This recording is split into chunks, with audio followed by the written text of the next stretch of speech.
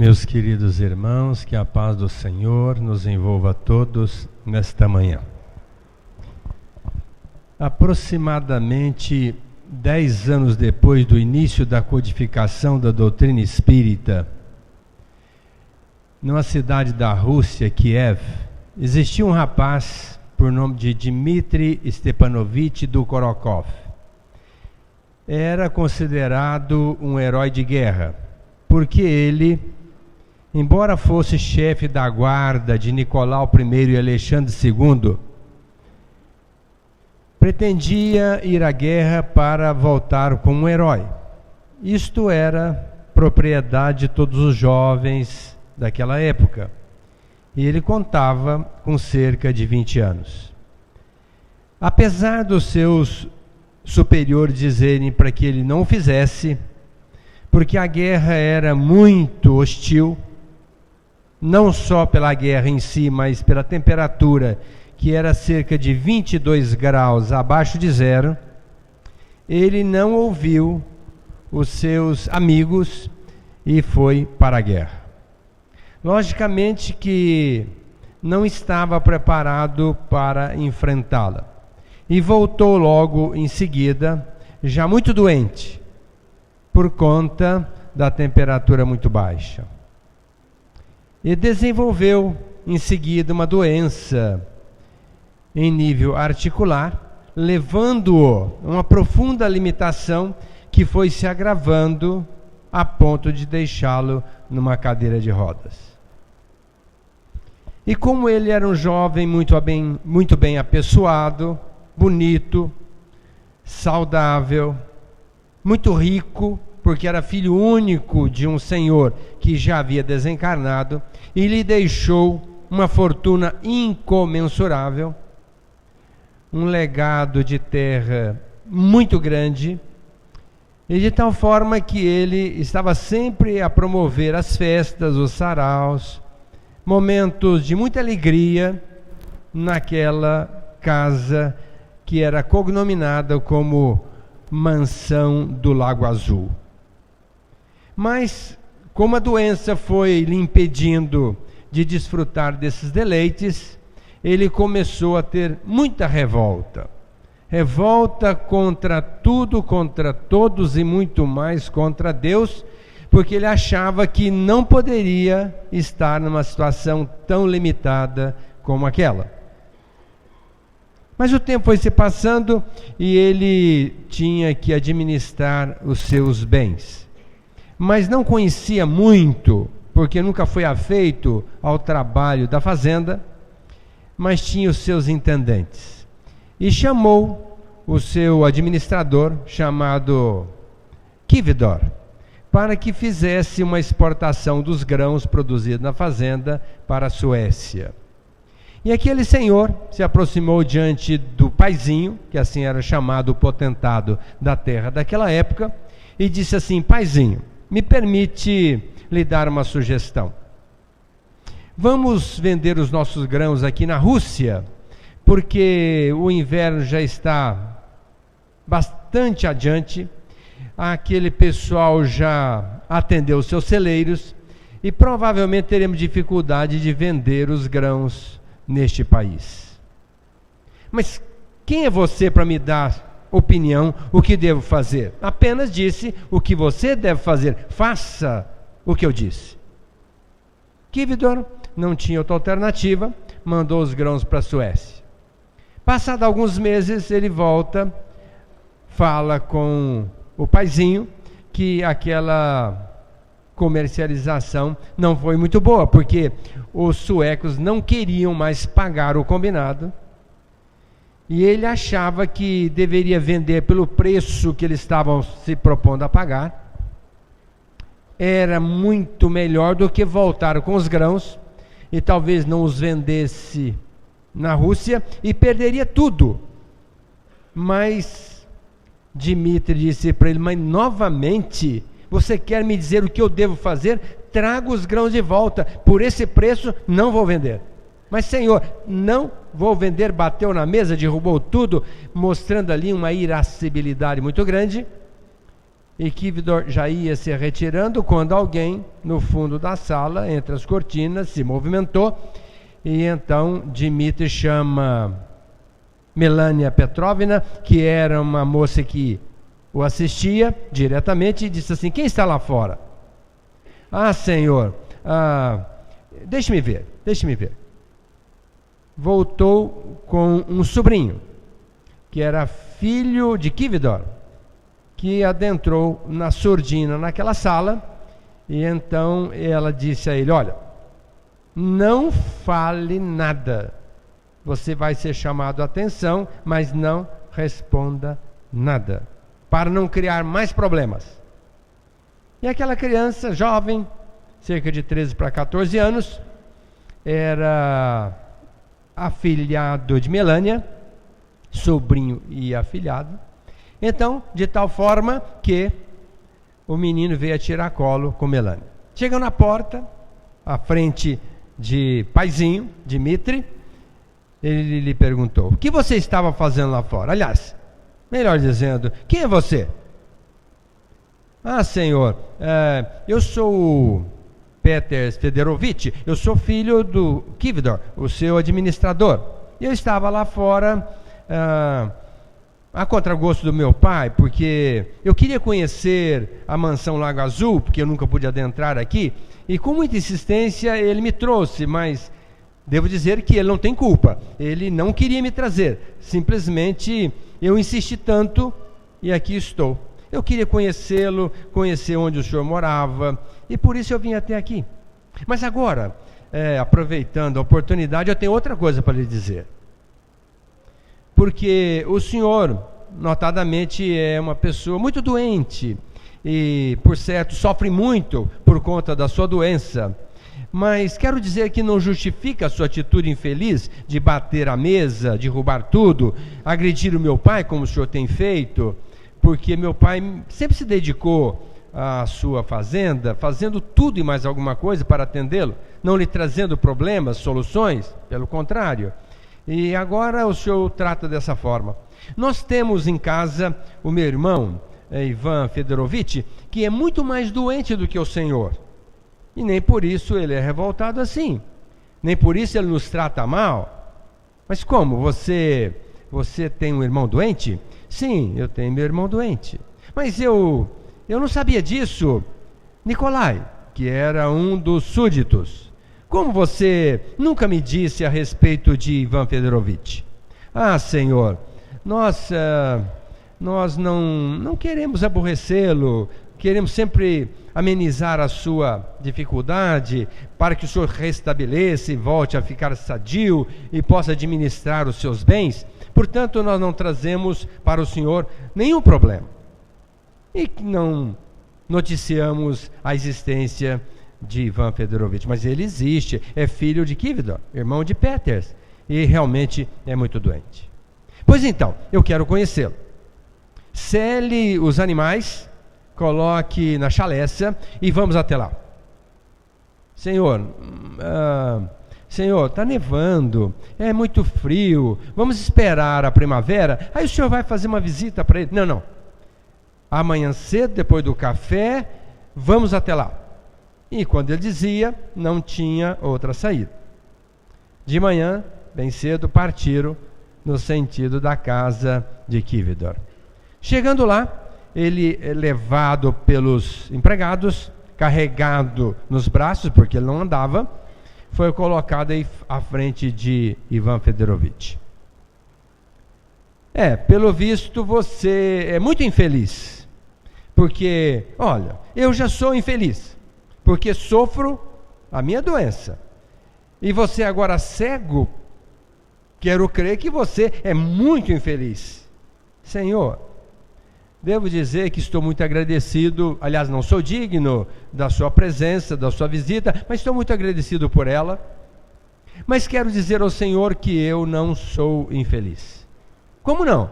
Lógico que é. Não, Senhor, não sou infeliz. Não sou infeliz. Eu sempre trabalhei com meu pai, até cerca de 20 anos, mas depois fui acometido por uma doença que me levou à cegueira, e hoje eu estou limitado também fisicamente, que não consigo caminhar, e vivo nesse leito na cadeira de rodas, mas tenho a custódia dos meus familiares, dos meus amigos, e não me falta nada, e eu sempre agradeço a Deus, porque eu recebo tudo sem fazer nada, por misericórdia de Deus e pela custódia dos meus familiares. Dmitri olhou para aquele jovem, não tinha o que argumentar, tirou 20 rublos da carteira, lhe entregou e disse: compra alguma coisa para você, para amenizar a sua dor, o seu sofrimento. Mas naquele momento Ivan chama a irmãzinha e disse assim: minha irmã, pegue esse dinheiro, compre um sapato para você, uma camiseta para minha mãe e algumas guloseimas para nós. E você? O que você quer que eu compre para você? Não, para mim nada, eu não preciso de nada, vocês já me dão tudo, então compre para vocês. E Dmitri olhou para aquela criatura sensibilizado e percebeu que foi uma grande lição. Ele ali naquela situação não reclamou, ainda abriu mão de um dinheiro razoável que ele havia presenteado a Ivan Fedorovitch. E saiu. Mas ao sair, aquele jovem agradeceu e disse assim: Senhor, eu agradeço muito e posso até dizer que eu tenho muita pena de Tito Gerkov, que mora aqui muito perto, porque ele não tem familiar, eu tenho minha família, e de tal forma que não sofro tanto. Mas Tito Gerkov não tem familiar, e talvez ele, por saber que ele existe e sofre muito mais do que eu me sinto agraciado e por isso não reclamo. Mas como? Tito Gerkov? Nikolai, existe Tito Gerkov? Sim, senhor. Mas você, senhor... E repetiu toda aquela observação de que não queria molestá-lo. Mas eu quero ir conhecer Tito Gerkov, senhor. É o inverno, vamos deixar para a primavera. Não, vamos para lá agora, eu quero conhecê-lo. E foram até a casa de Tito Gerkov. Chegando à porta, não foram recebidos por ninguém, porque ele não tinha familiar, ele vivia sozinho dentro da casa. E foram adentrando, o mato já adentrava a porta, os animais tinham livre acesso àquela casa, e de tal forma que, ao se aproximarem, sentindo a presença de alguém, porque ele era cego, tremendamente limitado fisicamente, perguntou: quem está aí? Sou eu, Dmitri, o dono dessas terras, e eu vim visitá-lo. Mas senhor, não perca tempo, aliás, não fira os seus olhos com a minha pobreza, com a limitação desse lar, que eu vivo numa situação muito miserável, e isso pode incomodar o senhor. Por favor, vá embora, se o senhor trouxe alguma coisa, deixe a porta e volte. Mas como, Tito Gerkov? Eu quero conhecê-lo melhor, porque eu não sabia da sua existência.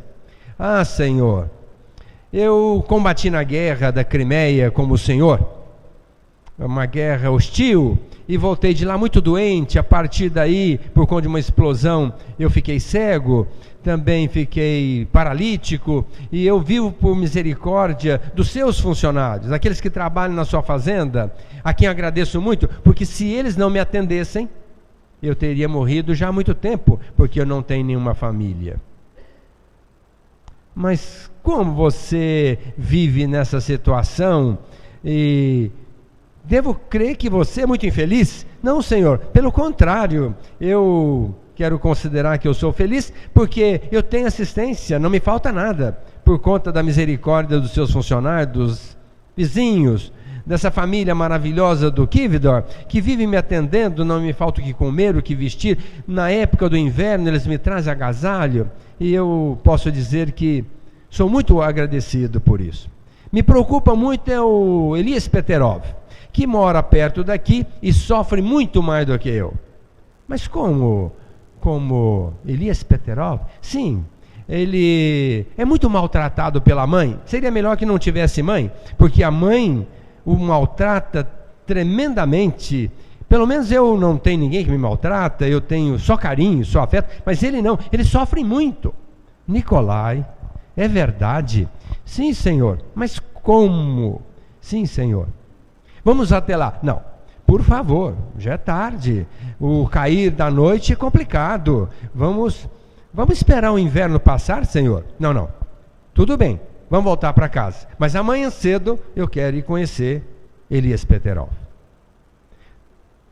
Não tinha outra alternativa. De manhã, atrelaram os animais, pegaram a chalés e foram para a casa de Elias Peterol.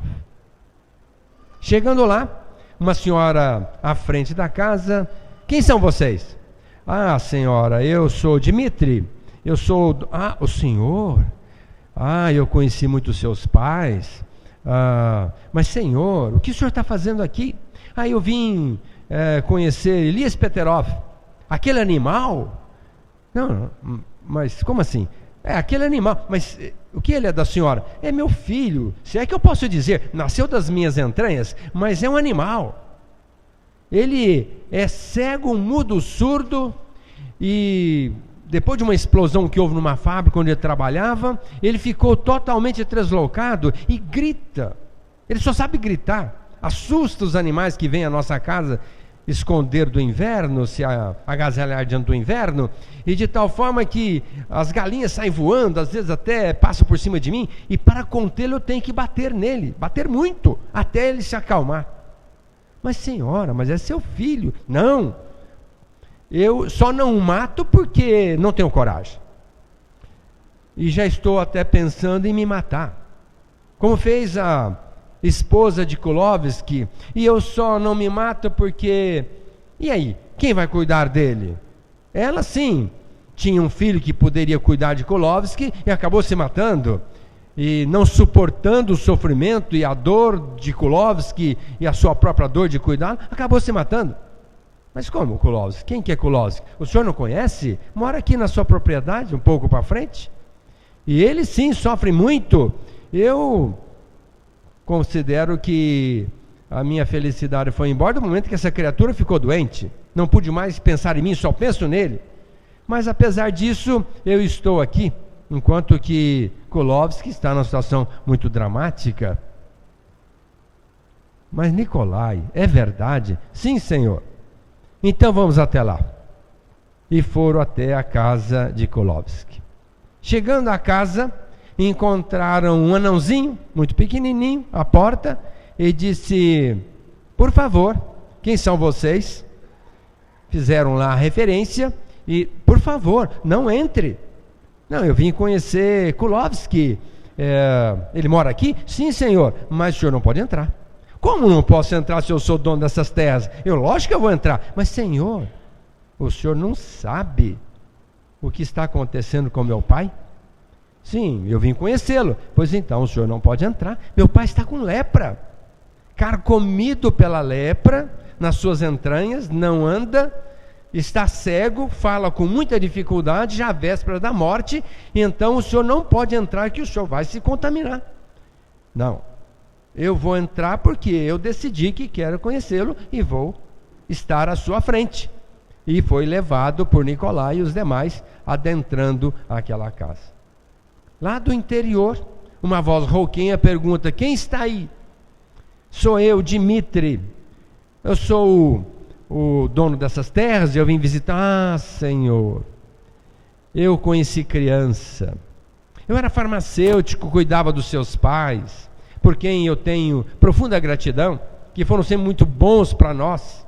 Eu cuidei de você tantas vezes, de todos os funcionários dessas terras, até que um dia fui agraciado com a colocação de uma caixinha de sapato à porta da minha casa, e dentro dela uma criança tão pequenininha, um pouco mais de que uma laranja, e foi deixada essa criança à minha frente, e hoje é meu filho, e que eu tive a graça de adotar, e que hoje é um anjo dourado que me assiste, porque a minha mulher, não suportando a dor da minha doença, evadiu-se. Mas na Rússia, quando uma mulher deixa um marido doente, é obrigada a voltar, e ela, para não ter que enfrentar o final da minha vida com todas as dificuldades, ela simplesmente se matou.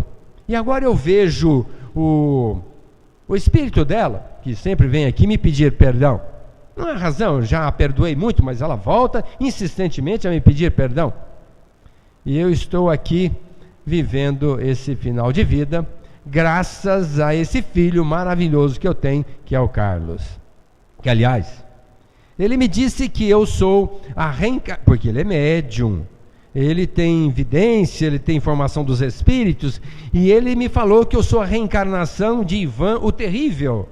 Como Ivan o Terrível? O Ivan o Terrível está no inferno, que eu saiba, a igreja diz que ele está no inferno, por tantas barbaridades que ele fez. Matou muitas esposas, tantas outras pessoas, ele está na profundeza do inferno, não está em você. Senhor, se existe inferno, eu posso dizer que esse inferno que eu estou vivendo é pior do que aquele que a Igreja Católica faz referência, porque eu fui devagarzinho sendo trucidado, carcomido pela lepra. Eu era cheio de vida, eu trabalhava e fui me definhando e me encontro agora em pústulas, nesse cheiro horrível. Se existe inferno é o que eu estou vivendo. Mas agradeço a Deus, porque afinal de contas eu estou resgatando o meu débito que eu contraí à época de Ivan o Terrível. E posso dizer que Deus é tão maravilhoso que, ao invés de me condenar esse inferno da igreja, está me dando uma oportunidade de resgatar o débito agora na condição de um leproso. E na sua misericórdia me manda um filho que chegou por caminhos que eu não consigo entender, deixar a porta da minha casa, e graças a ele eu estou aqui sobrevivendo. Mas ele tem estudado muito, e graças a ele ler para mim, porque eu não enxergo, eu tenho conhecido muita doutrina espírita, que muito bem retratada por nós temos Alexandre Aksakov aqui em Petersburgo, que é um estudante profundo dos fenômenos mediúnicos, e de tal forma que ele escreve para o mundo inteiro, e eu tenho travado contato com as suas informações. E de tal forma que essa doutrina tem me consolado muito, me mostrando a razão da vida, e eu estou me preparando para a minha volta para o mundo espiritual, sem nenhuma revolta, pelo contrário, profundamente agradecido, porque Deus me deu a oportunidade de reacertar os erros contraídos na condição de Ivan o Terrível.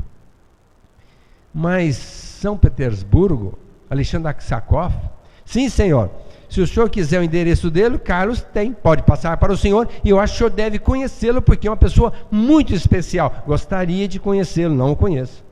Conheço as suas obras, por sinal maravilhosas, mas não tive o privilégio de conhecê-lo. E o senhor certamente pode visitá-lo, então sugiro que o senhor vá conhecê-lo. Saiu dali, disse para Nikolai: quero conhecer Alexandre Aksakov. Senhor, agora, por favor, é uma viagem muito longa, nós só vamos encontrar neve, teremos muitas dificuldades, às vezes até poderemos sucumbir na viagem, então vamos deixar para a primavera. Na primavera nós iremos lá. É uma viagem linda, paisagem linda, iremos desfrutar, seria muito bom para a sua visão, para o senhor recobrar a sua condição psíquica, o senhor vai estar muito bem. Vamos deixar para o inverno. Nikolai, eu lhe dou 3 dias para se preparar para a nossa viagem. Eu quero ir conhecer Alexandre Aksakov. Bom, dito isso, não tinha argumento. Preparou ali a chalés, animais bem fortes, em maior número. O grupo queria na viagem, certamente Melânia, que o assistia, mais uma intendente, uma empregada que assistiu o grupo, Nikolai, e então Dmitri convidou Peters Fedorovitch, o afilhado de Melânia, para que os acompanhasse nessa viagem. E depois de alguns dias de dificuldade, de intempéries, conseguiram chegar em São Petersburgo, onde morava Alexandre Aksakov. Travaram contato com ele, e ele disse realmente dos fenômenos que estavam acontecendo de materialização, que ele fazia dentro da sua casa, uma pesquisa profunda dos preceitos exarados por Allan Kardec, que era o codificador da doutrina espírita. E então convidou Dmitri para participar de uma reunião à noite na sua casa. Logicamente que os demais ficaram numa pensão adredemente preparada para eles, e Dmitri foi levado pelos súditos até aquela casa onde tinha uma sessão de materialização. Iniciada a sessão, uma médium colocada numa sala escura, amarrada para não haver nenhum engodo, então surge dali uma névoa que foi tomando vulto e de repente se materializa à frente de Dmitri, e não era outra criatura senão a sua mãe, que já havia desencarnado, a Dona Maria do Korokov. E à sua frente veio, abraçou Dmitri, que estava na cadeira, não podia se levantar, beijou, e naquele momento as lágrimas correram dos olhos de Dmitri, que não era muito afeito a lágrimas. Pelo contrário, ele era muito duro, fazia prevalecer seu ponto de vista e achava que lágrima era coisa feminina. E naquele momento, então, a mãe disse para ele: meu filho, como eu almejava esse encontro com você. Naquele dia em que Peters foi à sua frente, eu entrei em sintonia com a sua capacidade mediúnica, e eu fiz com que ele falasse a você de uma realidade que você não conhecia. E a partir daí você começou a travar contato com todas as dificuldades dessas criaturas que militam na nossa propriedade. E de tal forma que posso dizer que a sua doença realmente foi originada por conta daquela guerra, da friagem que você se permitiu, mas muito agravada pelo seu psiquismo, pela sua revolta, pela sua mágoa, pela sua ira, pelo ódio que emana do seu coração. Meu filho, olhe diferente a vida. A vida que você tem é a vida que você merece e precisa ter, por conta da misericórdia de Deus. E você só é doente porque você tem todas as condições. Você é agraciado pela condição socioeconômica que nós deixamos para você. Você tem tantas pessoas que no estalar de dedos atendem você imediatamente. Olha a Melânia. Melânia, filha do nosso administrador que faleceu. Em gratidão a ele, eu e seu pai resolvemos adotá-la e a criamos como uma dama da sociedade. Permitimos que ela estudasse, fizesse música, intérprete de Beethoven, de Bach. Alegra as suas tardes com os quitutes. Até deixou de casar, dizendo que queria ser freira, mas na verdade, na intimidade ela me falou que ela amava você, mas não tinha nenhuma chance. E porque amava você, não queria se casar, e não se casou, está ao seu lado, uma jovem linda, linda por fora e por dentro. Olhe para ela, meu filho. Você nunca nem se dignou levantar a cabeça para olhar Melânia, que está sempre ao seu lado, não medindo esforço para atendê-lo nas suas maiores e menores necessidades. Olhe os demais, quantas pessoas que carecem de você, e você pode ajudar. A fortuna sua é incomensurável. Faça alguma coisa por essas criaturas.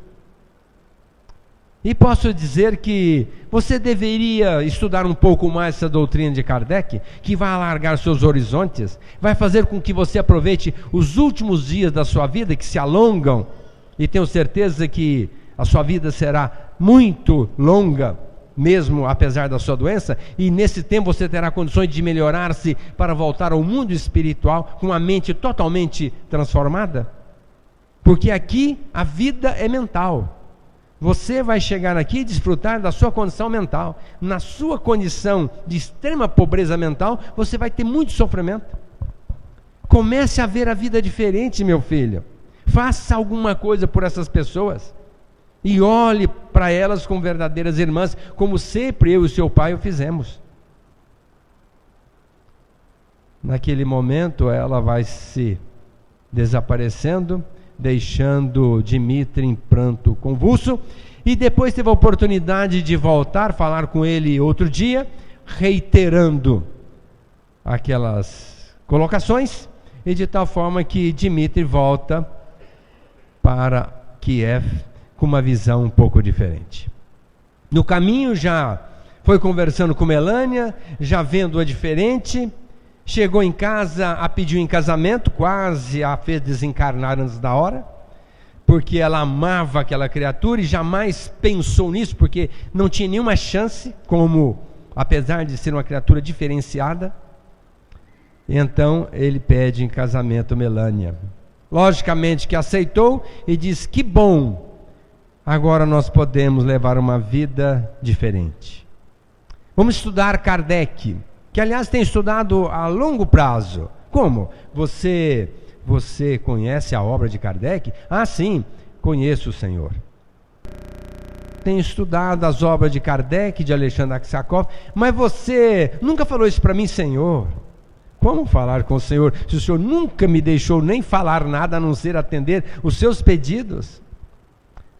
Naquele momento surgiu um pouco de ciúmes, um pouco de inveja da parte de Dmitri, porque a mulher era um ser praticamente abstrato, porque ela não tinha participação na sociedade, era uma criatura que nem podia estudar. A bem da verdade, Melânia estudou porque Dona Maria e o seu pai insistiram tanto e fizeram com que ela estudasse. Mas naquela época era muito difícil para uma mulher estudar. E então ela teve um preparo muito especial e estudou longamente as obras de Kardec. Se casaram, tiveram um filho, e quando ela colocou o filho no joelho do pai, que já estava começando a dar os primeiros passos, sustentado por uma muleta, ele coloca o filho e diz: ah, Melânia, que bom que nós vamos poder ensinar a ele a doutrina espírita. Não teremos condições de ensinar aos nossos súditos, porque eles não têm capacidade mental para entender essa doutrina. Ah, paizinho, mas nós podemos ensinar pelo exemplo e falar de uma maneira mais simples do Evangelho de Jesus, mesmo que eles não entendam a doutrina espírita, podem entender o Evangelho, que é tão simples. E podemos ensiná-los com o nosso exemplo, antes de falar com a nossa fala, porque a palavra desperta, mas quem arrasta é o exemplo. Então poderemos ensinar de uma maneira diferente. Naquele momento, Dmitri chama Nicolai e diz assim: Nicolai, chama Kividor, diga para ele levar Ivan Fedorovitch para a França, especialmente para Paris. Procure os melhores médicos para cuidar da sua visão e lhe dê todas as condições para que ele possa tratar a sua doença. Dê um mordomo a Tito Gerkov para que não lhe falte nada. Construa uma casa nova com todos os aparatos para que ele tenha uma vida digna. Dia e noite alguém assistindo Tito Gerkov para que ele não tenha nenhuma dificuldade a partir de então. Interne Elias Peterov na melhor casa que possa albergá-lo e dê as condições para que a sua mãe volte à dignidade da vida e possa viver consoante aos seus anseios. Kulovsky já morreu. Vamos construir um hospital em homenagem a ele com o seu nome, para assistir a todos os trabalhadores da região, não só da nossa propriedade, como da região, aquelas pessoas que não têm condição de pagar a sua própria assistência médica. Vamos criar um hospital para atendê-los todos, para que a partir de agora nós tenhamos uma vida coletiva mais digna. Essa história é real, não é uma história inventada. Foi escrita por Leon Tolstói através de Ivone do Amaral Pereira. E essa história é a nossa história, porque às vezes nós achamos que é a história do Dmitri Stepanovich Dokhorokov. Não, é a nossa história. O que é que nós fomos no passado? Não sei. É bom nem saber, porque a gente acha até que foi gente boa, né? Fez nada. Verdadeiros anjos de Deus, nem sei por que estamos aqui, deveríamos estar no céu. A bem da verdade, nós já não damos grandes espetáculos no trampolim da vida nessa encarnação, imagina nas outras. E estamos aqui reencarnados pela misericórdia de Deus para que possamos resgatar os nossos débitos e dar um passo adiante, melhorando nosso psiquismo para voltarmos para o plano espiritual de uma maneira melhor.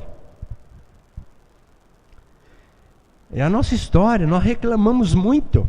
Como a gente reclama? Não temos lepra, não somos cegos, não temos limitação física, temos uma família, e para não dizer tudo que temos, e reclamamos demais. André Luiz fala que onde tem 2 ou mais pessoas, depois de 5 minutos, não dá para aproveitar mais nada do que se fala. Porque, via de regra, estão falando da vida dos outros e reclamando da vida. E nós reclamamos demais. Como nós reclamamos? Eu não sou de brigar, não. Até sou de muita paz. Mas lá em casa eu brigo. Vocês não sabem, mas lá em casa eu brigo muito. Quando alguém abre a boca para reclamar. Porque reclamam muito. Reclamam de tudo. Basta o tempo estar diferente para dizer, meu Deus, mas que calor horrível. É melhor 40 graus esse calor nosso do que 22 abaixo de zero, a época de Dimitri. Mas nós reclamamos desse calor maravilhoso que nós temos. Reclamamos porque a comida está fria. A bem da verdade tem micro-ondas, pode esquentar. Reclamamos de tudo. Se ganhamos, o que ganhamos é pouco. Se temos que pagar imposto de renda, reclamamos porque pagamos imposto de renda, porque ganha muito e tem que pagar muito. Reclamamos dos nossos políticos, quando a bem da verdade é os que nós merecemos. Porque se nós merecêssemos políticos melhores, nós teríamos reencarnado em outro mundo. O planeta Terra é o nosso planeta, com toda a vibração, com toda a particularidade que lhe é própria, até dos administradores. Então nós não temos que reclamar. Reclamamos das injustiças, quando nós também somos injustos. Diz um benfeitor que nós só poderemos dizer que somos justos quando não tiver mais miséria material e moral na terra. Enquanto tiver miséria moral e material na terra, nós não podemos nos sentir justos, que somos partes integrantes deste mundo que vivemos. E se existe injustiça é porque nós somos injustos. Então não reclamar, e nós reclamamos muito. Dimitri era um potentado, tinha tanta condição socioeconômica que não fazia nada para ninguém. É o que a grande maioria na Terra faz. Tem condição de ajudar muita gente e não ajuda ninguém.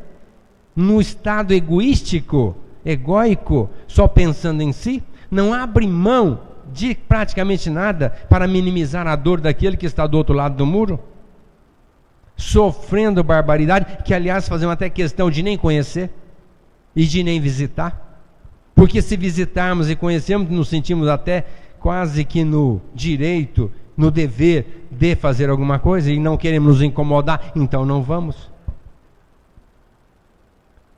E na grande maioria as doenças que nós temos são agravadas pela nossa mente doente. Porque se tivermos uma mente sadia, a doença vai embora, não aguenta uma vibração positiva. Doença não suporta vibração positiva, ela vai embora.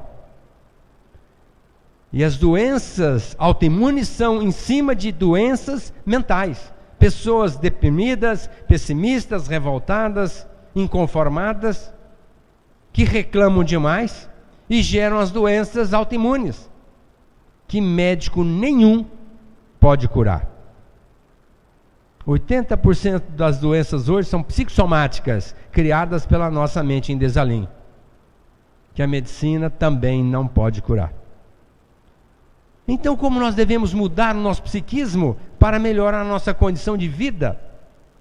E agora aproxima o Natal, nós nos enchemos de esperança, de alegria, pensamos na festa, queremos curti-la, logicamente, louvável a ideia, com a família.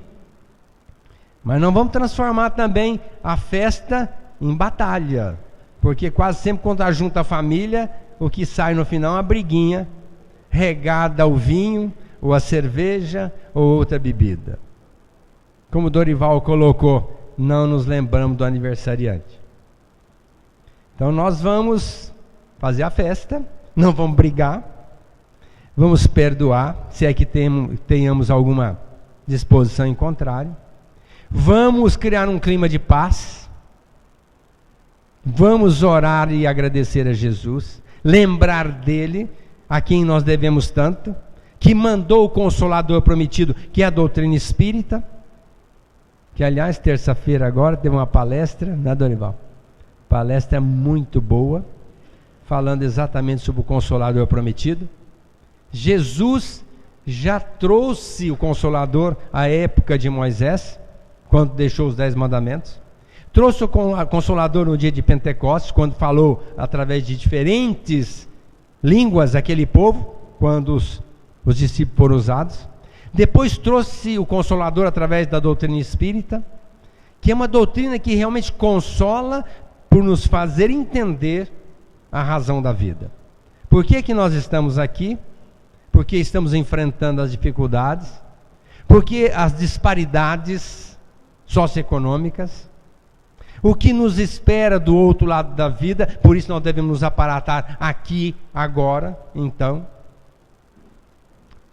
E este Consolador, a doutrina espírita, foi deixado por Jesus. E quando nós lembramos do nascimento de Jesus, a gente lembra daquela criancinha que nasceu lá na manjedoura. Mas vamos pensar que Jesus tem que nascer no nosso coração de uma forma adulta, de uma forma coerente, de dizermos a Ele, não ficar pedindo, mas o que Paulo de Tarso diz: Senhor, que Tu queres que eu faça? E daí para frente não questionar mais nada. Porque nós questionamos, porque nos sentimos injustiçados, enquanto que a justiça de Deus é perfeita, porque acima da justiça ainda tem misericórdia. E hoje nós somos agraciados por essa doutrina maravilhosa, que é a doutrina espírita, que quanto mais a gente estuda, mais a gente ama. Quanto mais a gente estuda, mais a gente entende a vida. E quanto mais a gente a conhece, mais nós aproveitamos essa atual encarnação para desencarnarmos numa condição muito melhor do que aqui chegamos. José Soares Cardoso, fazendo referência ao Consolador prometido, escreveu assim: Eu não vos deixarei órfãos, disse o divino pastor, pois um outro Consolador eu enviarei para vós. Apoiados pela fé, no bordão da caridade, na calma ou na tempestade, jamais vos sentireis sós. Na pobreza ou na opulência, se tiverdes humildade, se amardes a verdade como a vós mesmos vos amais, percebereis o Espírito Consolador a vos falar de amor, de entendimento e de paz. Ele que estará convosco pelos séculos afora, recordando tudo que agora aqui eu vos ensinei, dará de mim testemunho às futuras gerações, relembrando em novas lições de Deus a suprema lei. Sem vossas fraquezas vos sentirdes pequeninos, os meus mensageiros divinos vos darão ânimo e fé. E quando muitos falirem ao peso da iniquidade, vós, herdeiros da verdade, permanecereis de pé. E eu estarei sempre convosco na luz dos meus mensageiros, vossos leais companheiros na senda de amor e paz. Serão eles, na verdade, que em meu nome acenderão, dentro do vosso coração, os mais nobres ideais. Serão eles que, vindo dos altos espaços, recordarão os meus passos da manjedoura ao Tabor. Serão eles que, entre guerras e fome, exaltarão o meu nome na luz do Consolador. Assim se expressou, horas antes do Calvário, o sublime missionário crucificado na cruz. É por isso que agora, com humildade e amor, abraçando o Consolador, nós revivemos Jesus. Muita paz.